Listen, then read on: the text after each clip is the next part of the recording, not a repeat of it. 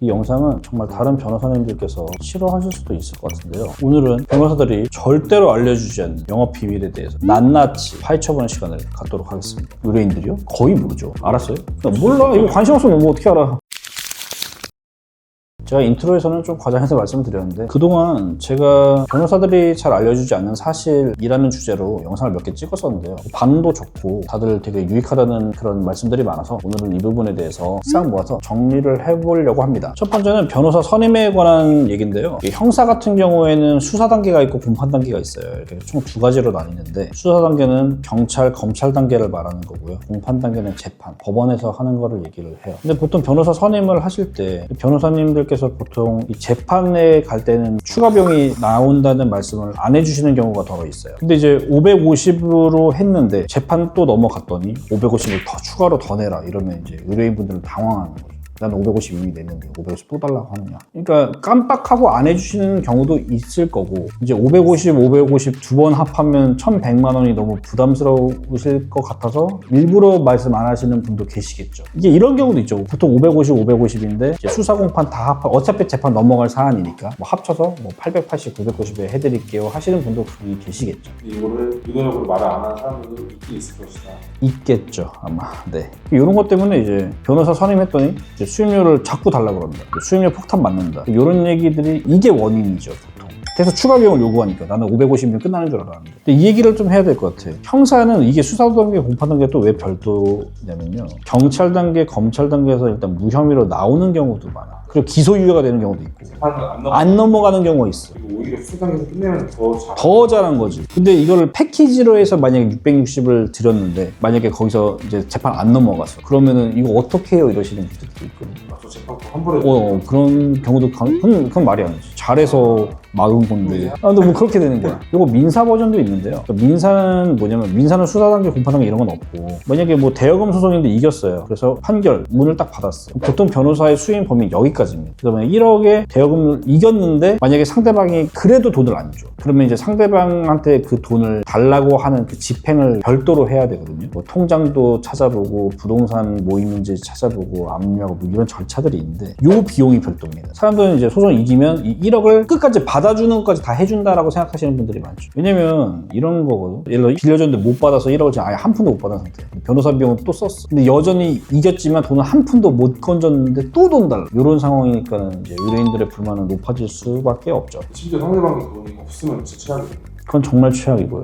그럼 어쩔 수 없지. 그럼 돈이 없는 사람한테 함부로 빌려주면 안 됐었죠. 승소를 해서 법적인 판결을 받아냈고 그렇죠. 이 사람 신분자도 만들었고 그렇죠. 다 했죠. 할 수 있는 법적인 악무도 다 했는데 결국에는 이 사람이 아무것도 없으면 그럼 이제 변호사 배만 불렸다 소리가 이래서 나오는 거죠. 근데 변호사는 또 엄청 피땀 흘려서 최선을 다해서 뭐 1년 가까이 일을 한 거야.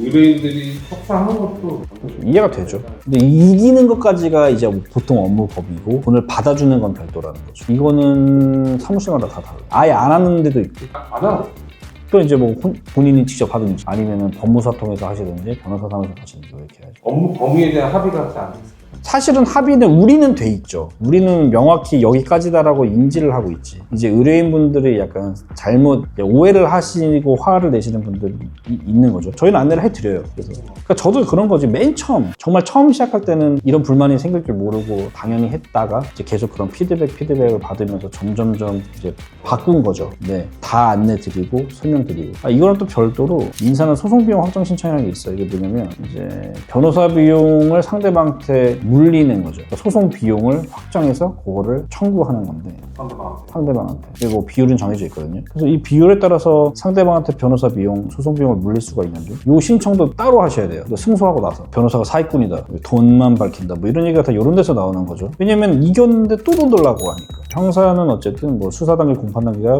별도인 경우가 많다. 민사도 확정 판결 받는 이제 재판하는 거랑 그 이후에 돈 받는 거는 다른 일이다. 이런 걸 알아두시면 좋죠. 다음은 3심은 법률심이라는 건데요. 이게 뭐냐면 1심, 2심은 사실심이어가지고 그 사실관계에 대해 다퉈요. 예를 들어 1심, 2심은 뭐 돈을 훔쳤네, 안 훔쳤네, 뭐 때렸네, 안 때렸네, 아니면 돈을 빌려줬네, 안 빌려줬네, 뭐 이런 걸 다투는 게 1심과 2심이에요. 3심은 그런 거를 전혀 보는 게 아니라는 거죠. 이게 법 조항 조항을 잘 적용했냐, 아니면은 절차의 위반은 없었냐, 뭐 이런 거를 다툰다는 거예요, 법률심은. 그러니까 뭐 예를 들어서 2심 판사님이 110조를 적용해야 되는 거를 107조를 적용했다. 근데 107조를 잘못 적용했다. 뭐 이런 얘기를 할 때 법률심을 가는 거거든요. 2심 판사가 사실 요건 요렇게 봤어야 되는데 요렇게 봤냐? 그 여기서는 거의 안 되죠. 거의 안 대입이죠. 몇 프로 정도? 거의 없죠. 1% 미만이지 않을까. 숫자로는 말할 수 없는데, 그래서 대법원 판례 뒤집었다 뭐 이러면 이제 그런 변호사들이 되게 약간 성취욕을 느끼고 명예롭다고 하는 게 그런 거죠. 저는 이제 그거 안 받아요. 안 된다.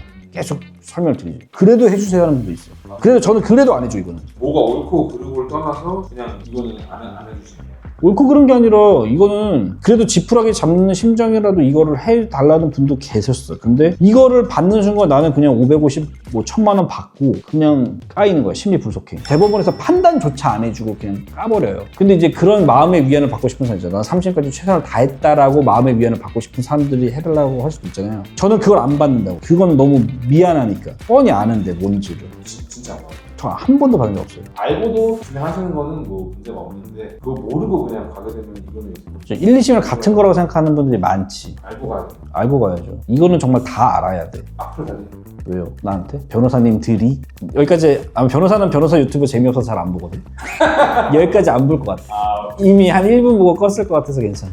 변호사들이 잘 말 안 해주는 거, 위약금과 위약벌의 차이, 요거 되게 슥 계약서에 넣는 경우가 많죠. 위약금은 사실 손해배상액의 예정이라서, 그래서 어떤 일로 내가 손해를 입으면 그거에 대한 손해배상조로 뭐 1억을 준다 이렇게 쓰는 거예요. 위약금으로 1억을 준다. 근데 만약에 손해액이 한 5천만 원 나왔어. 그러면 5천만 원으로 감액이 될 가능성이 높죠. 근데 위약벌로 쓰면 이 손해배상과 별개로 나랑 1억을 약속한 돈이 돼. 그래서 1억을 줘야 돼요, 원칙적으로. 아무것도 줘야 되는데. 그러니까 손해배상 예정으로 만약에 10억을 과하게 썼어요. 손해가 1억밖에 안 났어. 위약금 10억이라고 쓰시긴 쓰셨는데 10억 왜 이렇게 세게 쓰셨어요? 이렇게 감액을 할 수 있어, 위약금은. 근데 위약벌은 원칙적으로 그냥 10억을 줘야 되는 거야, 원칙적으로. 그러면 위약금을 몰래 위약벌로 붙였습니다. 그냥 고쳐 쓴다기보다 그냥 위약벌 뭐 1억 이렇게 쓴다는 거지. 처음 들어보지 않았어요?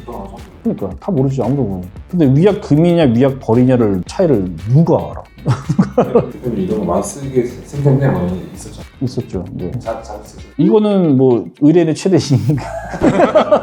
의뢰인이 원하는 의뢰인이 원하면은 우리한테 유리하게 쓸 수도 있죠. 그렇잖아. 상대방 쪽에서 오면은 이걸 잡아줘야 되는 거고. 우리 의뢰인이 계약서 좀 작성을 원하시면 요런 거는 요러한데 어떠십니까를 이제 물어봐야죠. 그 보통 계약서에서 솔직히 제일 실수하는 게 뭐냐면 계약을 반드시 이행해라, 약속을 지켜라 이런 건 엄청 쓰는데 안 지키면 어떡할래를 잘 안 써. 이거 안 지키면 어떡할래에서 이제 위약금을 쓰거나 위약벌을 쓰거나 뭐 이렇게 되는 거죠. 저도 사실 계약서 쓸 때 잘 안 넣어요. 이걸 넣자고 하는 순간 약간 상대방이 엄청 난색을, 얼굴이 싹 굳어지죠. 이런 거 저는 우리 예를 들어 영상 촬영할 때 한 달에 뭐 5개 찍기로 했는데 한 개라도 어길 시 너한테 1000만 원을 배상한다. 그러면 이렇게 위약금 넣는 게 정답 뭐 이런 건 아니야. 알고는 있어야 된다. 사실은 계약서라는 거는 정말 양당사자 계약이라서 내가 뭐 이런 걸 넣고 싶어도 이쪽에서 꺼줘 하면은 계약이 안 되잖아요. 근데 사실 꺼져 안 하는 선에서는 넣는 게 너무 유리한 거고. 예를 들어서 그렇잖아. 영상을 뭐 한 달에 5개 찍기로 했는데 4개 되면은 한 개당 1000만 원씩 배상. 이거 만약 오케이 해주면은 오케이 해주면은 나는 좋은 거잖아. 그렇게 하는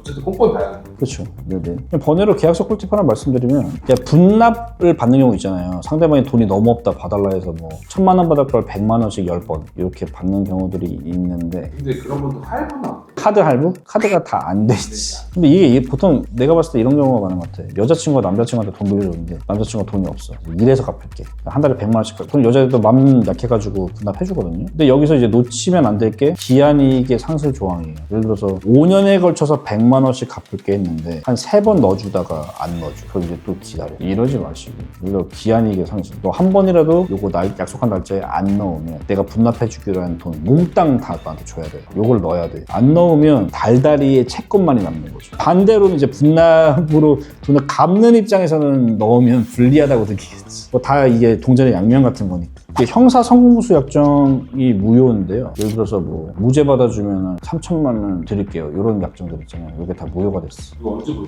여기 원래는 성공수 주는 게 유효했는데 2015년에 대법원이 바꿨어요. 뭔 말이야? 나 무죄 해주면 뭐 얼마? 예를 들어 뭐 무죄 받아주면 3천만 원 줄게. 뭐 그렇게 약정을 하는 게 무효라는 거예요. 그러니까 3천만 원을 안 줘도 된다는 거죠. 적어놨어도? 불법은 아니에요. 이 약정하는 것 자체가 불법은 아닌데 안 줘도 변호사가 받을 수 있는 방법이 없다. 그러니까 이럴 수 있잖아. 예를 들어 뭐 착수금 500만 원에 성무수를 예를 들어 한 2천만 원 하던 거를 말을 교묘하게 해서 이거는 사실 2,500만 원짜리 계약인데 처음에 착수만 550 하고 분납으로 2회차 분납을 2천으로 하되 만약에 무죄가 안 나오고 유죄가 나오면은 이걸 청구하지 않는다라고 쓸 수도 있잖아. 이것도 안 돼. 무슨 이것도 많이 모르시고. 의뢰인들이요? 거의 모르죠. 알았어요? 몰라. 이거 관심 없으면 뭐 어떻게 알아. 근데 이거는 무조건 아셔야 돼요. 알아야죠. 그럼 정대한 법률사무소 뭐 주시면 감사하게 하죠. 믿고 맡겨주시면. 한 번장씩으로 요약해 주시고 마무리해 주시면 돼요. 처음에는 이제 수임 약정할 때 이 약정의 범위가 어디까지 있는지를 확실히 확인을 해라. 형사면은 수사 단계, 공판 단계 별도인지 같이인지, 민사면은 뭐 승소까지인지 아니면은 돈 다 받아내는 것까지인지 일단 이거 확인해야 될 거고요. 뭐 계약서에서는 뭐 위약금, 위약발 뭐가 다른지 확인해라. 그리고 분납 받을 때는 웬만하면 기한 이익 상실 조항을 넣어라. 다음은 뭐 삼심은 가지 마라. 웬만하면 형사 성무수 약정은 무효다. 끝. 그래도 주시면 감사히 받는다.